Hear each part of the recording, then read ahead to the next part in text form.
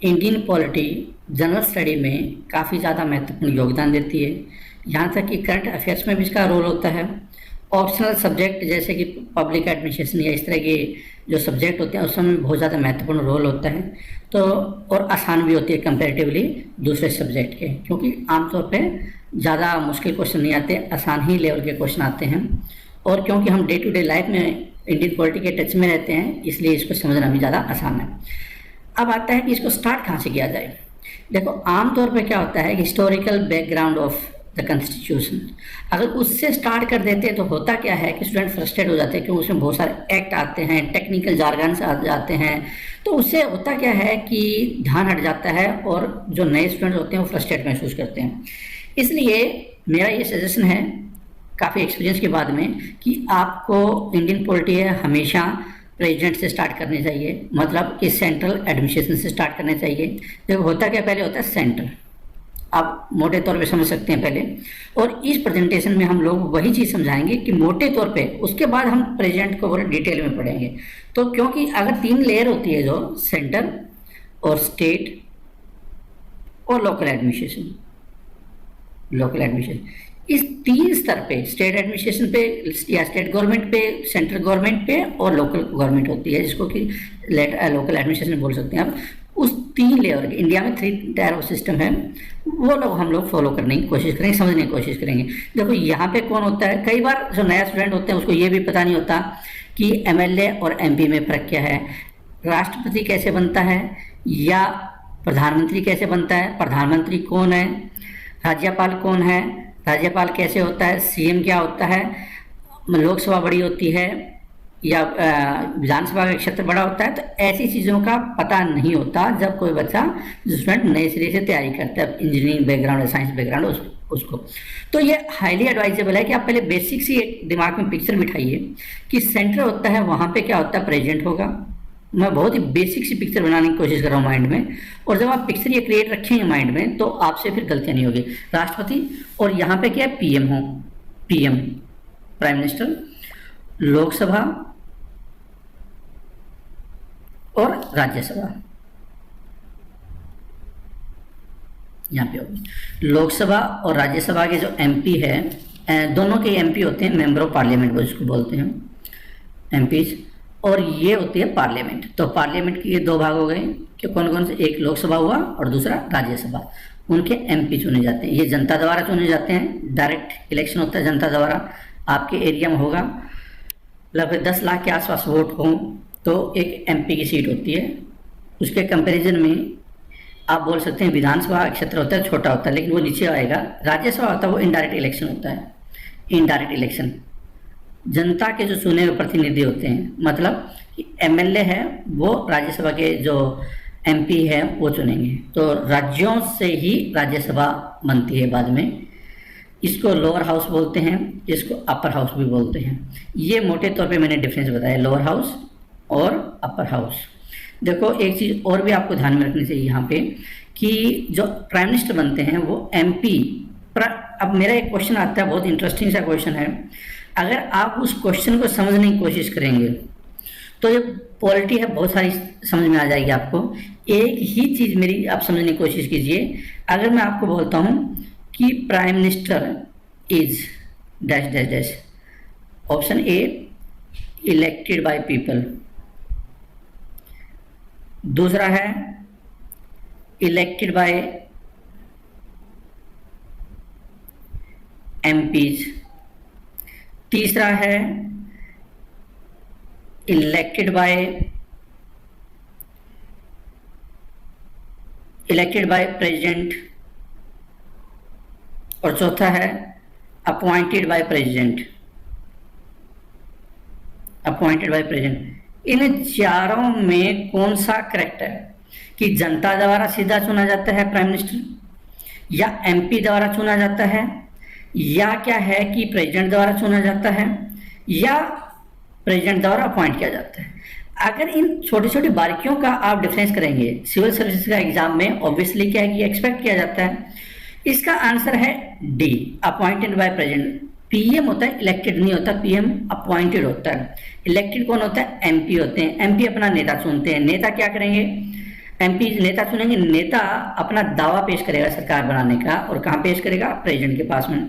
और प्रेसिडेंट है, फिर उसके बाद उसको अपॉइंट करेगा। तो टेक्निकली ये अपॉइंटमेंट है।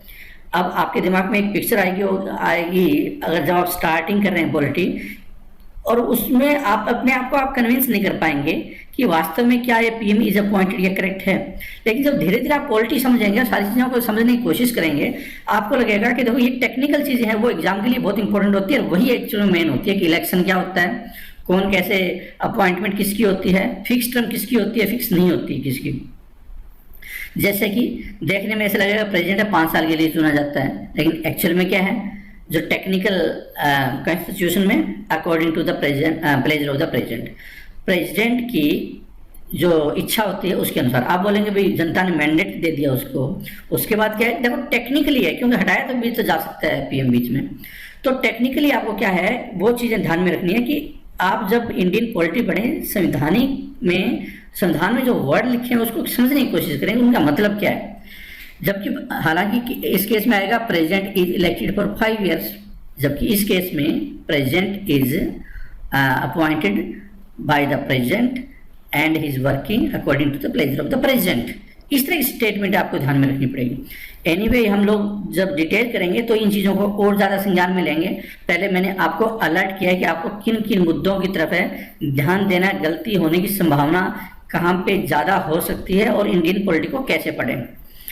दूसरी बात, स्टेट एडमिनिस्ट्रेशन, स्टेट गवर्नमेंट। यहाँ पे क्या होगा, यहाँ पे गवर्नर होगा। जैसे केंद्र में राष्ट्रपति होते हैं, यहाँ पे राज्यपाल, और उसके बाद यहाँ पे विधानसभा, मेंबर ऑफ लेजिस्लेटिव असेंबली जिसको बोलते हैं, विधानसभा, ये जो लेजिस्लेचर है, लेजिस्लेचर जिसको बोलते हैं जहाँ कानून बनते हैं, लेजिस्लेचर। और यहाँ पे भी पार्लियामेंट थी, यहाँ पे स्टेट लेजिस्लेचर है ये। और स्टेट लेजिस्लेचर में 2 पार्ट हो सकते हैं, एक विधानसभा और दूसरा है विधान परिषद। विधान परिषद दोनों हिंदी के वर्ड है, लेकिन इंग्लिश में भी इंटरचेंजेबली ये यूज किए जाते हैं। तो विधानसभा और विधान परिषद है, वो 2 सदन होते हैं। अब हर राज्य में 2 सदन नहीं है, 7 राज्यों में तो है जिनकी पॉपुलेशन, हालांकि इसका पॉपुलेशन के साथ ऐसा को बहुत ज़्यादा लेना देना नहीं है, क्योंकि तेलंगाना आंध्र प्रदेश की बात करें तो फिर वो मुद्दा इधर उधर हो जाता है, वरना बेसिकली तो ये ज़्यादा पॉपुलेशन के अनुसार बने थे। लेकिन हर कोई भी राज्य होता है उसकी विधानसभा होगी, वो ये प्रस्ताव पारित कर सकती है। हम ये डिटेल में भी जानेंगे बाद में कि विधान परिषद बनती कैसे है, लेकिन यहाँ पे सिर्फ समझने के लिए कि 3 लेयर कौन कौन सी है, विधानसभा, विधान परिषद, और यहाँ पे बनते हैं सीएम। सीएम कौन बनाएगा, एमएलए होते हैं यहाँ पे। जैसे वहाँ पे एमएलए थे, एमपी थे, यहाँ पे भी एमपी, यहाँ पे एमएलए, और यहाँ पे MLC, member of legislative council, जनता द्वारा चुने जाते हैं। एक लोकसभा निर्वाचन क्षेत्र होता है, उसमें हो सकता है 8-10 के आसपास जो ये विधानसभा का निर्वाचन क्षेत्र हो सकता है टेरिटोरियल कंस्टिट्यूंसी जिसको अंग्रेजी में बोलते हैं, वो होगी। तो एमएलए और एमएलसी। तो क्या मैसेज यहाँ पे आया, एमएलए होगा, आपकी सिटी में आपने देखा होगा एमएलए है आपके एरिया में, वो जनता द्वारा चुना जाता है। एमएलए मिलकर जो मेजॉरिटी पार्टी होती है या गठबंधन होता है, वो अपना नेता चुनेंगे। नेता क्या करेगा, वो गवर्नर के पास जाएगा, गवर्नर क्या करेगा, वो उनको अपॉइंट करेगा, शपथ दिलाएगा। तो CM is appointed bye governor. आगे क्वेश्चन आता है CM is elected by people, ये करेक्ट वर्ड नहीं है, देखने में लग रहा है लेकिन ये करेक्ट वर्ड नहीं है। जब आप संविधान पूरा पढ़ेंगे तो आपको समझ में आएगा। तो ये है इस लेवल की बात, स्टेट की बात, और ये है सेंटर की बात। जहां स्टेट भी हो सेंटर भी हो उसको बोलते हैं फेडरल स्ट्रक्चर, फेडरल संघीय प्रणाली। जैसे कि ये कनाडा से ज़्यादा मिलती है इंडिया की। इंडिया में सेंटर है वो ज़्यादा मजबूत है, जैसे कनाडा मजबूत है। और अगर ट्रू फेडरल स्ट्रक्चर की बात है, जैसे अमेरिका में राज्य भी बहुत मजबूत होते हैं, वहाँ पे केंद्र भी है तो राज्य भी मजबूत होते हैं। तो जहाँ पे सेंटर और स्टेट हो दोनों, उसको बोलते हैं फेडरल स्ट्रक्चर, संघीय प्रणाली। कई देश में कोई ज़रूरी नहीं है तीनों लेयर हो, कुछ में 1 लेयर होगी, किसी में 2 है। इंडिया एक सबसे बड़ा कंट्री है जहाँ पे 3 स्तर पे प्रशासन किया जाता है। अब आता है तीसरे स्तर पर लोकल एडमिनिस्ट्रेशन। लोकल होती है म्यूनिसिपैलिटी शहर में होगी, ग्राम पंचायत गांव में होगी। तो आप यहाँ पे बोल सकते हैं पंचायती राज की बात हो रही है। पंचायती राज, सरपंच या फिर जो शहरों में मेयर है या चेयरपर्सन है उसकी बात हो रही है, हम वो पूरी डिटेल में करेंगे। लेकिन ये बताने के लिए कि ये भी एक एडमिनिस्ट्रेशन है संविधान में, लोकल लेवल पर ऐसे एडमिनिस्ट्रेशन किया जाता है, फिर स्टेट की बात होती है, फिर सेंटर की बात होती है। तो 3 स्तर पे होगा। अगर आपके दिमाग में ये पिक्चर इसलिए बिठाई जा रही है कि जब मैं ये बात करूँ एमएलसी तो आप तुरंत पकड़ लें कि इस राज्य की बात हो रही है। अगर मैं बात करूँ राज्यसभा तो ये बात हो रही है केंद्र की। कहीं ऐसा नहीं हो, कई स्टूडेंट होते हैं नए होते हैं, उसमें राज्यसभा और विधान सभा में क्या फर्क है ये पता नहीं होता। राज्यसभा का मतलब सीधा दिमाग में उनका आता है राज्य में होगी, जबकि वो चलो वो विधानसभा है। तो ये चीज़ें आपके बारे में आपको पता होनी चाहिए। अब थोड़ा थोड़ा इसके बारे में डिटेल करते हैं और उसके बाद पूरी डिटेल हम करेंगे प्रेजेंट से। तो थोड़ी सी और ज़्यादा जानकारी लेते हैं इसके बारे में इस प्रेजेंटेशन के माध्यम से। वो है system of governance. System of governance की बात है। इंडिया में देखो 3 लेवल की सरकार होगी, जैसे थोड़ी देर पहले डिस्कस किया था यूनियन में। यूनियन किसको बोलते हैं? सेंटर को बोल रहे हैं। India is A union. हम एक ऐसा भी वीडियो बनाएंगे और चैप्टर आएगा जिसमें कि यूनियन और का मतलब क्या है उसमें समझाया जाएगा पूरा डिटेल में, और क्वेश्चन भी आता है आमतौर पे। लेकिन यहाँ पे सिर्फ दिमाग में रखें सेंटर, क्योंकि हम ब्रीफ कर रहे हैं, एक पिक्चर क्रिएट कर रहे हैं माइंड में। गवर्नमेंट ऑफ द स्टेट, राज्य सरकार से रिलेटेड, और लोकल गवर्नमेंट, जैसे मैंने डिस्कस किया 3 लेवल हो गए गवर्नमेंट के। दूसरा है सेपरेशन ऑफ पावर। अब देखो, अब सरकार तो है, लेकिन सरकार क्या सारा काम, सरकार का जुडिशरी का भी काम कर रही है, सरकार कानून भी बनाती है। कि कौन बनाता है कानून? कानून सरकार नहीं बना रही है, कानून कौन बना रहा है? लेजिस्लेचर। आप इस रूप में बोल सकते हैं कि एक्चुअली में सरकार के 3 हिस्से होते हैं। सरकार के सत्ता के 3 भाग होते हैं, और 3 भाग में से सत्ता की धुरी होती है। लेजिस्लेचर होता है वो कानून बनाता है, विधायिका जिसको बोलते हैं, और एग्जीक्यूटिव होता है कार्यपालिका होती है। तो इसका मतलब ये जो कार्यपालिका है एग्जीक्यूटिव, ये हम लोग डे टू डे लाइफ में देखते हैं कि प्रधानमंत्री है, प्रेसिडेंट है, ये सेंटर की बात करूँ तो वो है, मंत्री हैं, वो सारे एग्जीक्यूटिव आते हैं, सरकार जिसको बोलते हैं। हालांकि सरकार के तो तीनों ही अंग है। सरकार क्वेश्चन आते हैं सरकार के कितने अंग है? 3 अंग है। लेकिन जो कार्यपालिका वाला अंग है वो एग्जीक्यूटिव कहलाता है अंग्रेजी में। लेजिस्लेचर कौन होगा? पार्लियामेंट। तो एक दिमाग में कई बार ये आता है सरकार ही कानून बनाती होगी, ऐसा नहीं है। सरकार जरूर पॉलिसी में मेकिंग में और कानून बनाने में महत्वपूर्ण भूमिका निभाती है, लेकिन वास्तव में जो कानून बनते हैं वो पार्लियामेंट द्वारा बनाए जाते हैं, सरकार द्वारा नहीं। सरकार तो वहाँ पे बिल आती है, लेकिन एक्चुअली लेजिस्लेचर, विधायिका, जिसका कानून बनाना ही काम है। और जब कानून बनते हैं उसको एग्जीक्यूट करना, एग्जीक्यूट का मतलब कार्य करवाना, वो काम है फिर एग्जीक्यूशन का, इम्प्लीमेंट करवाना।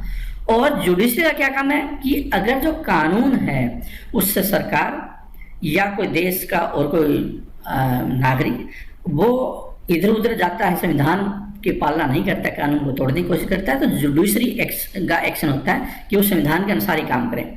तो जुडिशरी का क्या होगा फिर काम कि वो संविधान को प्रोटेक्ट करेगी, संविधान के अनुसार चीज़ों को करेक्ट करने की कोशिश करेगी। और कानून कौन पालन, कानून की या पॉलिसी की जो पालना कौन करवा रहा है? वो एग्जीक्यूटिव। और बना कौन रहा है? लेजिस्लेचर। तो जुडिशरी का रोल भी बहुत ज़्यादा महत्वपूर्ण है कि संविधान को बचा कर रखी है कि सरकार इसका कोई दुरुपयोग नहीं कर रही, स्पेशली जैसे कि फंडामेंटल राइट के केसेस में, या राज्यों और केंद्र के बीच में जो डिफरेंसेस होते हैं उनके बीच में है, या कोई और बड़ा केस भी हो सकता है।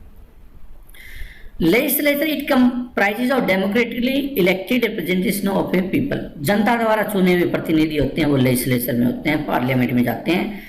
और it is law making body also known as parliament, parliament भी बोलते हैं उसको। अब दूसरी बात आती है कि एग्जीक्यूटिव होता है, executive emerges out of the legislature. ये बहुत इंपॉर्टेंट लाइन है। Parliament elects the executive out of its member. ये बहुत ज़्यादा इंपॉर्टेंट लाइन है। अगर ये पूछा जाए क्या एग्जीक्यूटिव ही पार्लियामेंट है, और ये पूछा जाए क्या पार्लियामेंट एग्जीक्यूटिव है, और ये पूछा जाए कि एग्जीक्यूटिव और पार्लियामेंट में फर्क क्या है, तो तीनों चीज़ों के बारे में ये लाइन अपने आप में व्याख्यान कर रही है कि एग्जीक्यूटिव होगा वो मेंबर होते हैं उसके जरूर, किसके? लेजिस्लेचर के, पार्लियामेंट के। प्रधानमंत्री लोकसभा या राज्यसभा से होगा, दूसरे मंत्री भी लोकसभा या राज्यसभा से होते हैं। तो इसलिए लिखा गया टर्म कि executive emerges out of the legislature, और parliament elect the executive out of member. Parliament होगी वो इन्हीं मेंबर से ही एग्जीक्यूटिव को चुनेगी। It executes the law and conducts the public and national affairs. तो जो एग्जीक्यूटिव का रोल होगा फिर ऑब्वियसली कि लॉ को एग्जीक्यूट करवाना है। बनाना किसका काम है? बनाने में और एग्जीक्यूट कराने में फर्क है। बनाना काम है पार्लियामेंट का, और एग्जीक्यूटिव काम है एग्जीक्यूट कराना, चाहे वो पब्लिक और नेशनल अफेयर, इंटरनेशनल अफेयर्स के मामले हो। तो जुडिशरी इज एन की बात करें तो judiciary is independent of legislature and executive. न तो इसके साथ लिंक है इसका, नहीं, तीनों अंग है एक किस्म से, वैसे तो इंटीग्रेटेड है ऊपर से, लेकिन सेपरेशन ऑफ पावर की जुडिशरी का अपना रोल है, लेजिस्लेचर का अपना रोल है और एग्जीक्यूटिव का अपना रोल है। जुडिशरी के मामलों में उम्मीद की जाती है कि एग्जीक्यूटिव दखलंदाजी न दे, और जुडिशरी से उम्मीद की जाती है कि एग्जीक्यूटिव के मामलों में दखलंदाजी न दे। हालांकि कई बार केस आ जाते हैं जिसमें कि हम बोलते हैं जुडिशियल एक्टिविटीज़म, जुडिशरी ज़्यादा एक्टिव हो गई है, सरकार को हर बात पे ही आदेश देना स्टार्ट कर देती है, तो कई बार लोकतंत्र के लिए एक अच्छी बात नहीं होती। लेकिन कई बार जब सरकार बिल्कुल ही काम नहीं कर पा रही है, एक्शन नहीं ले पा रही है, जैसे हमने कई केसेस में देखते हैं, हाल ही में केसेस में कई बाबाओं पे एक्शन हुआ, सरकार ने कोई एक्शन नहीं लिया ज़्यादा, सरकार बल्कि यहाँ तक कि जो आरोपी होती है उसका पक्ष लेना स्टार्ट कर देती है वोट बैंक के चक्कर में, तो जुडिशरी फिर अपना रोल अदा करना स्टार्ट करती है। Its function is to keep a check over the other organ of the state. Legislature और एग्जीक्यूटिव पे जो दूसरे भाग हैं उनके ऊपर वो एक्शन लेना स्टार्ट कर देती है। एक्शन का मतलब कि उसके भी चेक करती है और संविधान को सुनिश्चित करती है। अब आप बोलेंगे कि एग्जीक्यूटिव पे तो चलो मान लिया कि मैंने बाबाओं का एग्जाम्पल दिया, लेजिस्लेचर में क्या है फिर? देखो, फंडामेंटल राइट से कई बार कानून बना देती है पार्लियामेंट, लेकिन क्या जुडिशरी उसको सेट असाइड कर सकती है, मतलब उसको इलीगल घोषित कर सकती है, वॉइड घोषित कर सकती है? बिल्कुल कर सकती है। अगर लगता है, कई बार क्या होता है, सत्ताधारी पार्टी होती है, वो लोकसभा में राज्यसभा में बहुमत होता है या कहीं बिल पास करवा लेती है, लेकिन अगर वो बिल संविधान की मूल भावना के अनुरूप नहीं है, जो फंडामेंटल राइट है फॉर एग्जाम्पल के तौर पे, अगर उसका कहीं ना कहीं वायलेशन हो रहा है तो वो उसको रद्द कर सकती है। और कौन रद्द कर सकता है? हाई कोर्ट और सुप्रीम कोर्ट दोनों। तो ये बात भी आपको ध्यान में रखनी होगी कि जुडिशरी का किस तरह से रोल होता है। अब आ जाती है, जब हम एग्जीक्यूटिव की बार बार कर रहे हैं और हमने एक स्केलेटल तैयार किया, एक ढांचा तैयार किया कि हम लोग इस तरह से पढ़ेंगे, तो जब यूनियन एग्जीक्यूटिव की बारी आएगी तो हम उसमें क्या क्या पढ़ेंगे, या दूसरे शब्दों में आप बोलें कि यूनियन एग्जीक्यूटिव क्या होता है, दोनों एक ही बात है। तो हम यूनियन एग्जीक्यूटिव में पढ़ेंगे, पहले सबसे पहले प्रेसिडेंट के बारे में पढ़ेंगे, पूरी डिटेल जानकारी। प्रेसिडेंट से काफ़ी क्वेश्चन आते हैं एग्जाम में। उसके बाद उपराष्ट्रपति से पढ़ेंगे, उपराष्ट्रपति पे भी क्वेश्चन आते हैं, प्रधानमंत्री, काउंसिल ऑफ मिनिस्टर और अटॉर्नी जनरल, ये एग्जीक्यूटिव में सारे आते हैं। तो हम सारे इनके बारे में चर्चा करेंगे, साथ में सुप्रीम कोर्ट के बारे में भी चर्चा करेंगे जब हम लोग सेंट्रल से बात करेंगे, यूनियन गवर्नमेंट की बात करेंगे। अब आ जाता है, थोड़ा सा मैं ब्रीफ में कर देता हूँ कि प्रेसिडेंट का क्या, प्रेसिडेंट का रोल कहाँ पे है। हालांकि डिटेल में हम लोग बाद में पढ़ेंगे, लेकिन यहाँ पे इस प्रेजेंटेशन के माध्यम से सिर्फ एक स्केलेटल क्रिएट किया जा रहा है आपके माइंड में। प्रेसिडेंट होता है वो हेड ऑफ द स्टेट होता है और डेमोक्रेटली इलेक्टेड होता है। इंडिया की बात करें तो हेड ऑफ द स्टेट, एक क्वेश्चन आता है कई बार कि हेड ऑफ द स्टेट कौन? President. Head of the government कौन? हेड ऑफ द गवर्नमेंट है प्रधानमंत्री। इज डेमोक्रेटली इलेक्टेड, जनता द्वारा तो नहीं चुना जाता लेकिन डेमोक्रेटली इलेक्टेड होता है। दोनों में फर्क क्या है कि भारत में इनडायरेक्ट इलेक्शन होता है, न कि जो पीढ़ी दर पीढ़ी मोनार्क जिसको बोलते हैं मोनार्कियल सिस्टम, वो नहीं है जो वंश के अनुसार होता है कि अब इसका लड़का होगा वो प्रेसिडेंट बनेगा, उसका लड़का वो प्रेसिडेंट बनेगा, राजा महाराजा, वो कल्चर नहीं है, पहले होती थी। लेकिन अब जनता द्वारा इनडायरेक्टली इलेक्शन के जरिए, जिसमें कि एमएलए और एमपी पार्टिसिपेट करते हैं, वो प्रेसिडेंट बनाते हैं। और आर्टिकल प्रेसिडेंट और वाइस प्रेसिडेंट से रिलेटेड ये होगा 52 से लेकर 73। अटॉर्नी जनरल है, उसके बारे में भी डिस्कस करेंगे। और वो यूनियन गवर्नमेंट होती है, एग्जीक्यूटिव उसका एक इंपॉर्टेंट रोल होगा, और वो फर्स्ट ऑफिसर भी उसको माना जाता है कंट्री का, जो कि सरकार को राय देता है। सेंट्रल गवर्नमेंट की बात करें, और जुडिशरी में हम पढ़ेंगे सुप्रीम कोर्ट के बारे में सेंट्रल लेवल पर। और पार्लियामेंट है, प्रेसिडेंट, पार्लियामेंट क्या क्या आएगा पार्लियामेंट में? जब पार्लियामेंट की बारी आएगी तो प्रेसिडेंट, काउंसिल ऑफ स्टेट्स और house of people. House of people किसको बोलते हैं? लोअर हाउस को, निम्न सदन को, लोकसभा जिसको बोलते हैं राज्यसभा, प्रेसिडेंट। कई बार क्वेश्चन आ जाता है कि बताओ पार्लियामेंट में क्या शामिल है, तो प्रेसिडेंट भी शामिल होता है, क्योंकि प्रेसिडेंट है कई बिल को अनुमति देता है पार्लियामेंट में पेश करने के लिए, स्पेशली बनी बिल, और जो कानून बन जाते हैं उसको जब वो साइन करते हैं तभी पास माने जाते हैं, इसलिए वो पार्लियामेंट का महत्वपूर्ण अंग माने जाते हैं। काउंसिल ऑफ स्टेट राज्यसभा की बात आएगी तो अपर हाउस होगा ये। और ये जो स्टेट्स होते हैं उसकी भावनाओं को रिप्रेजेंट करते हैं, स्टेट्स के विचारों को रिप्रेजेंट करते हैं, स्टेट्स को रिप्रेजेंट करते हैं। तो उसमें भी दो टाइप के मेंबर हो सकते हैं, एक नॉमिनेटेड मेंबर हो सकते हैं और दूसरे होते हैं जो राज्यों द्वारा चुने जाते, राज्यों से मेंबर होंगे और दो यूनियन टेरिटरी से भी मेंबर होते हैं। तो वो उसका रोल अदा करेंगे। 250 मेंबर हो सकते हैं, 12 वो होंगे वो सदस्य जो कि राष्ट्रपति द्वारा मनोनीत किए जाते हैं। किसकी बात कर रहे हैं? ये बात कर रहे हैं हम लोग राज्यसभा की। और 238 मेंबर होते हैं वो चुने जाते हैं। अब आ जाता है, पूरी डिटेल हम करेंगे बाद में, लेकिन सिर्फ स्केलेटल की बात कर रहे हैं यहाँ पे। लोअर हाउस होता है लोकसभा, और इसको पॉपुलर हाउस भी बोलते हैं। जनता द्वारा डायरेक्टली चुने जाते हैं एमपी, और 552 मैक्सिमम हो सकते हैं। 550 प्लस 2 20 है। 530 राज्यों से, 20 है यूनियन टेरिटरी से, और 2 नॉमिनेटेड मेंबर। कोई जरूरी नहीं है पूरी स्ट्रेंथ अभी हो, हम देखेंगे कितनी स्ट्रेंथ है। और ये 2 एंग्लो इंडियन चुने जा सकते हैं। फिर होता है गवर्नर की बात करें, राज्यों में होगा वो, और जनता द्वारा नहीं चुना जाता बल्कि प्रेसिडेंट द्वारा अपॉइंट किया जाता है। ये इलेक्टेड और अपॉइंटेड वर्ड में थोड़ा केयरफुल रहना आगे भी। और राज्यों में हाई कोर्ट होता है, जैसे केंद्र में सुप्रीम कोर्ट होता है। और जो स्टेट एग्जीक्यूटिव की बात करें तो उसमें गवर्नर आ जाएगा, फिर chief minister, council of minister और advocate general of the state. ये होता है स्टेट का रोल। और एडवोकेट जनरल कौन होगा स्टेट का? जैसे कि केंद्र में अटॉर्नी जनरल था, first law officer of the state बोला जाता है इसको। और जो स्टेट लेजिस्लेचर होगी, हमने देखा कि लोकसभा में, राज्यसभा में वहाँ पे पार्लियामेंट होती है। राज्यों में क्या होगा, गवर्नर के साथ में एक हाउस होगा या 2 हाउस होगी, तो उसको स्टेट लेजिस्लेचर बोलते हैं। अब आ जाता है कि उसमें जो विधायिका होती है, यहाँ तक कि ये वर्ड विधायिका है। विधायिका किसको बोलते हैं? जो कि लेजिस्लेचर उसको बोलते हैं। और विधायिका में क्या होगा, एक विधानमंडल होगा और एक विधान परिषद होगा। तो देखते हैं, अगर विधानमंडल हो, मतलब कि अगर देखो लेजिस्लेचर होता है, उसमें स्टेट असेंबली होगी और स्टेट काउंसिल होगी। असेंबली होगी और काउंसिल होगी, दोनों होती है, उसको बाइकैमरल बोलते हैं, द्विसदनात्मक। मतलब विधानमंडल और विधान परिषद दोनों हो तो द्विसदनात्मक, और एक हो तो कौन सी होती है? विधानमंडल होता है। मतलब कि जो स्टेट लेजिस्लेटिव असेंबली होती है वो तो जरूर होगी, क्योंकि मुख्यमंत्री तो उसी से बनता है, उसी में मेजोरिटी होनी है सरकार की, तभी बना जाएगा। उसको बोलते हैं यूनिकैमरल। और जैसे मैंने बताया कि कुछ राज्य हैं जहाँ पे कि जैसे जम्मू कश्मीर, बिहार है, महाराष्ट्र, कर्नाटक, आंध्र प्रदेश, तेलंगाना में लिखी यहाँ पे, और उत्तर प्रदेश। 1 2 3 4 5 6 और 7 राज्य हैं जहाँ पे कि बाइकैमरल होगी, 2 होते हैं। फिर आ जाता है लेजिस्लेटिव काउंसिल, परमानेंट बॉडी है ये।